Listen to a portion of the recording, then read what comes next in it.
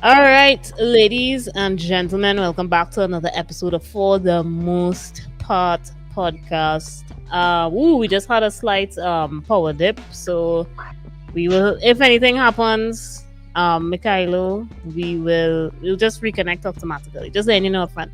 But anyways, guys, today's episode is actually really exciting because I have Mkhilo and he's all the way from.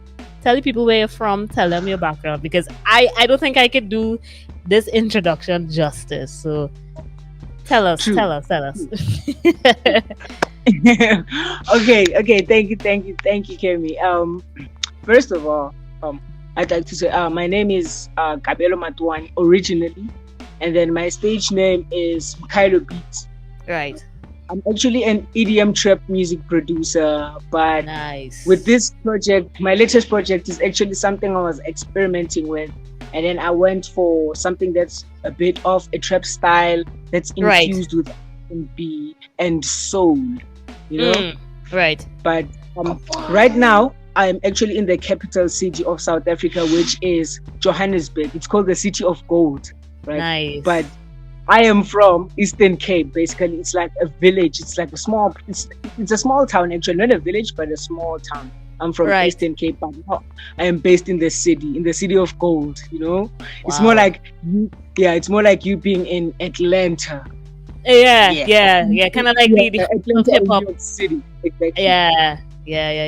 So tell us how what was like growing up, getting into the music, that kind of thing. Because I read your bio and it's Yeah. really interesting to see how a lot of you guys get into this producing, doing your own thing, and guys, the quality of his music top notch. Like you'll be dropping links. Like yeah. So Thank you. Thank you, yeah, Cam. I Mkhilo, tell appreciate us, it. talk to us. Yeah, talk to us. Tell us Um, how you got okay, into so the it first, and your first two releases as well.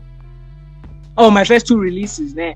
Okay, Yeah. cool. So, how I got into it was at the age of, I think I was 13. I was Okay. 13, yeah, which was 2012, exactly, to be exact. Yeah, because my dad passed away 2011, right? So I used to Right. be into, I was a sportsmanship. So Ah, after my dad passed away, I didn't have anybody who was supporting me or came to see my events or shows. Everything right. that I did. Yeah, mom was never around that much. So what I had to do was, okay, cool. Since dad passed away, I had now to find a way for me to express how I felt. So I Right, actually right. started out, I actually started out as a rapper. But as time went by, I realized that me being a rapper, it was not for me. Instead, I wanted to Mm, express myself in another way, in a different way, mm. because I don't know if you've heard, there's this book that's called The Art of Seduction, and there's a character there that's called the dandy, and I am that kind of dandy. I have a feminine and a masculine side to me. So to me, I had to Right, find something that I could easily express myself right, with, and right, that was music for me, right, right? So what ended up happening was I got into music production that way. So right. for me, getting into music production that way, it allowed me to express myself without actually having to say a word to anybody, but rather give you an instrumental, and then you could actually feel what I was feeling or going through. That's how I actually Mm, got into music, and that's where I wow. started building myself. And my first release was actually called Izinjazam, which was in 2018. Yeah, it was in 2018. And then I Right. started I started a challenge online. The song got about 20,000 downloads in the first 3 to 5 days. There was this website called Data File Host. It still exists in this site, Mm, South Africa.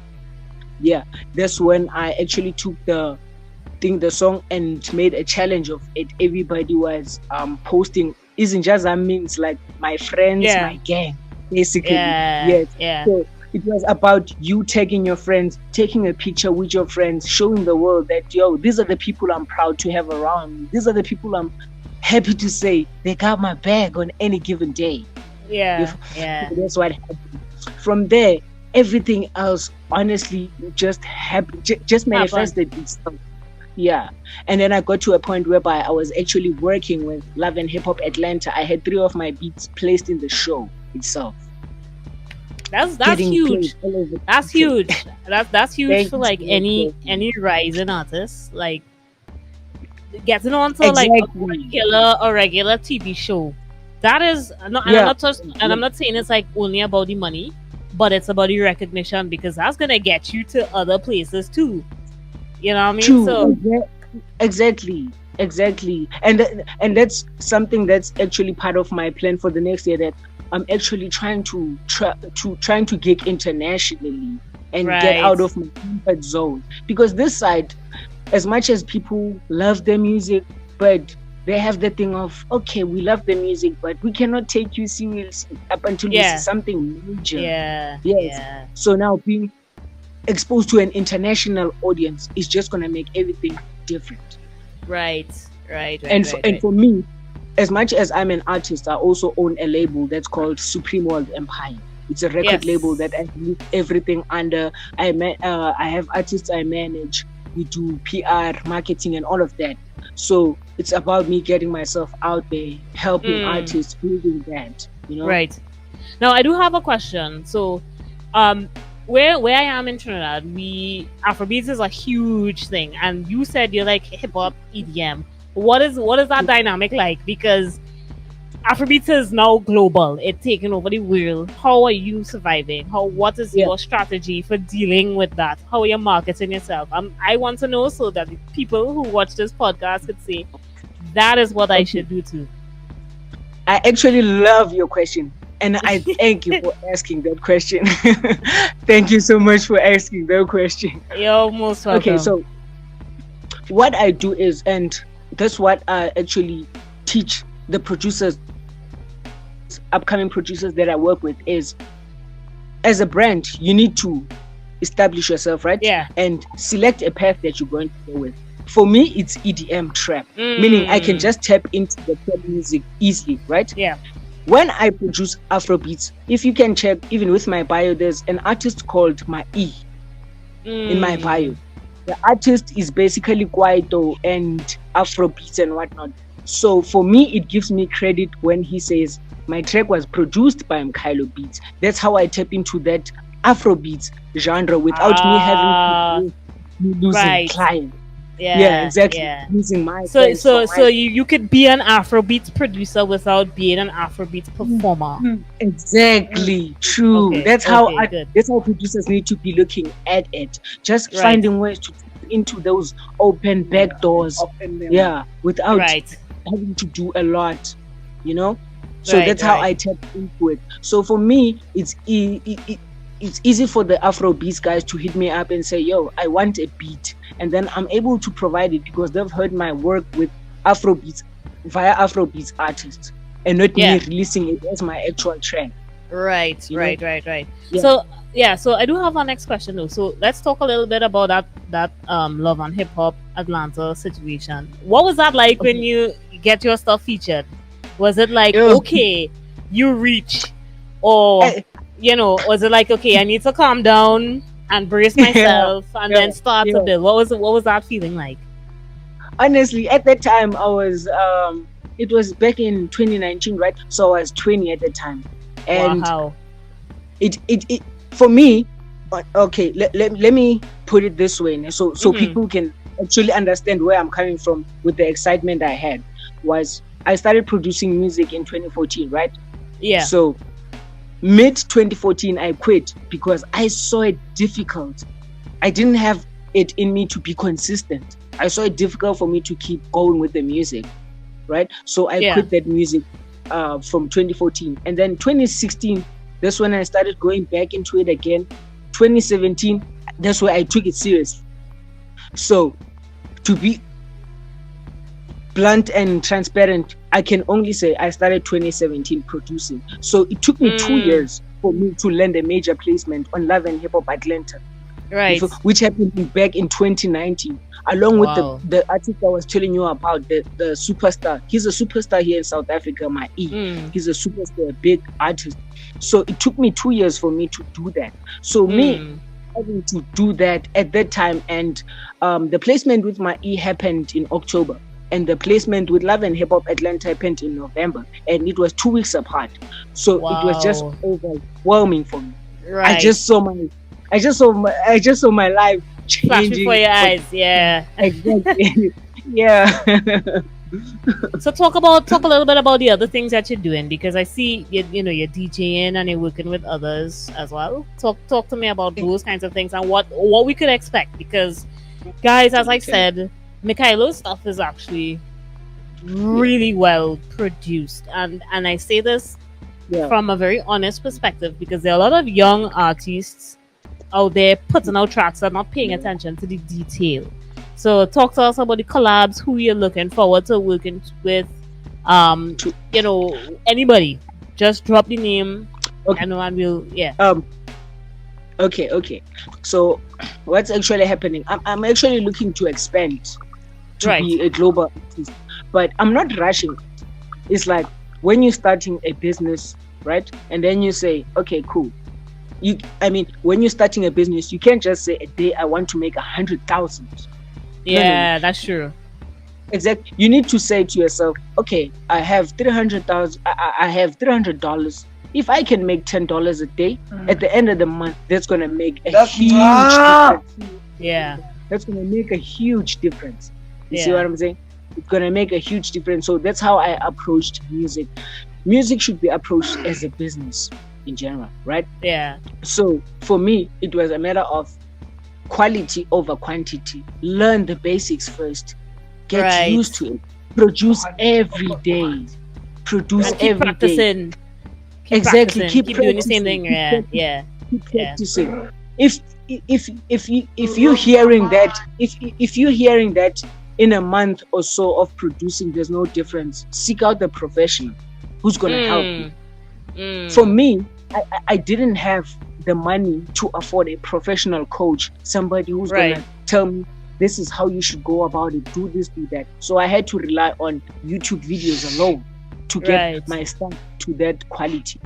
As soon as I got to that quality, that's when I started getting money from these upcoming artists and whatnot. And I saved that money to invest into a coach that now helped Okay. me to get to where I was.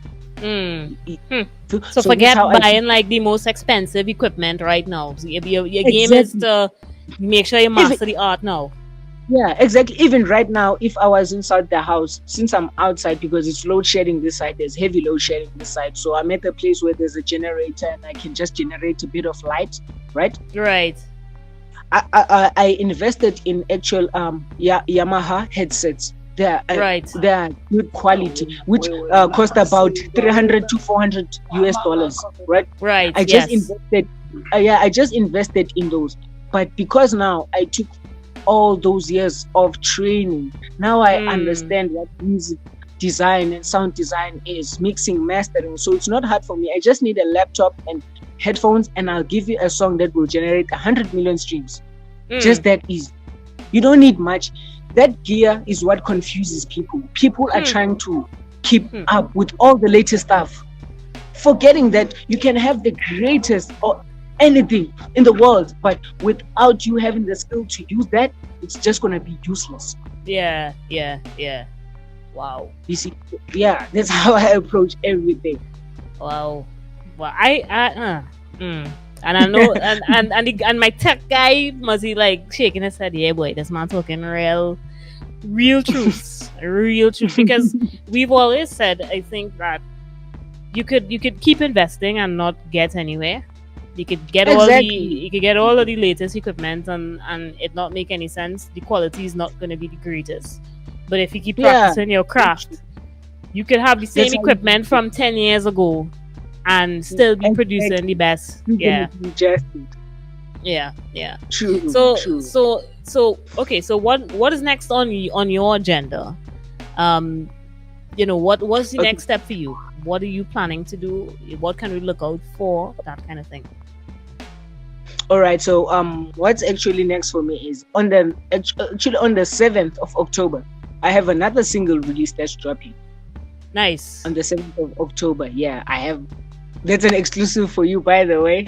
That's an exclusive for you, Kemi. That's exclusive on the show. So after the single release, what I'm trying to establish is going back into EDM fully. because right now I just tapped in a bit into this hip hop space just to Okay. get a few artists. Yeah, just to get a few up and upcoming artists that are talented into the game. Right. Because Right. this side, the game is actually how can I say, it's I don't know how, it's filled by the same faces. So we're trying to eliminate. Yeah, that's the struggle we're facing this side. You see a person is on a close advertisements, they are in music, they are in radio, and upcoming artists are starving out here. So for me it was a matter True. of, if I can be able to just even give this person just a bit of exposure to an audience they've never been exposed to, I'd be doing a lot from my side, you know. So, yeah, from my side, it's me now just tapping into this. But after this release of the 7th, I'm actually going back to EDM trap. Nice. Strictly sticking to EDM And you're trap. gonna try to try to change the scene there a little bit. Exactly, Cam. Exactly. Nice. For the changes, nice. just to make something different. Wow. Well, is there anything you want to tell the viewers so that they could hear it? You know, what piece of advice you would give to listeners? You know, and just something enlightening, because you said something there that kind of touched exactly us on the side of the world as well, because our creatives are when I say starving, it's not literally starving, but Yeah. they're not making enough off of the creative things that they do. Somebody could release a song now, they'll get 2 cents for it because 2 friends will just listen to the stream. Nobody's really gonna pay and donate $100 or whatever the case may be. So what is your advice? You know, what piece of life advice would you give to the listeners listening right now? So, that question. I love that question. Although it's for a lot of people, they're gonna say they love it, but behind they know that they don't love it, because that question actually gets you to expose what you know, right? So for me, I'm gonna tell an artist that with $1, you can actually accomplish a marketing campaign that's worth $10, if not $100, with only $1. You know, artists need to look at music. If you are a creative, in fact, not an artist or a creative, I'm gonna speak from a marketing perspective, expert right now, right? Yeah. You need to place yourself in a position whereby, look at yourself, be real with yourself. Is my name attracting enough? Is my name attracting enough, right? First of all. Yeah. Is the song high quality enough so that people can actually listen to it and enjoy it? You know, we need to start being real with ourselves.